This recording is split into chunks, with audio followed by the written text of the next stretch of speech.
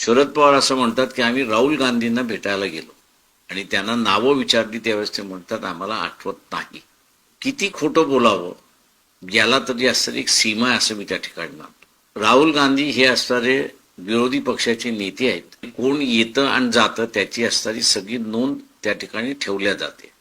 तो जे 2 जण घेऊन गेले असं जे म्हणतात आहेत त्यांची पूर्ण एंट्री राहुल गांधीच्या घरी जे इंटेलिजन्स बसतात रेकॉर्ड घेऊन बसतात त्यांच्याकडे पूर्णपणे आहे.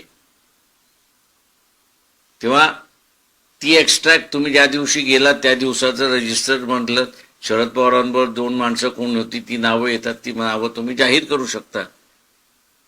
त्याच्यामुळे असणारं सामान्य माणसाला तुम्ही फसवू शकता, पण जे राजकीय कार्यकर्ते जे आहेत त्यांना तुम्ही फसवू शकत नाही अशी असणारी परिस्थिती आहे. हा दावा खोटा आहे असं म्हणता येईल? मी खोटा म्हणणार नाही. मॅन्युप्युलेशन होतं का तर मी 2004 पासून असणारं बोंबलतोय की हे मॅन्युप्युलेट होतंय.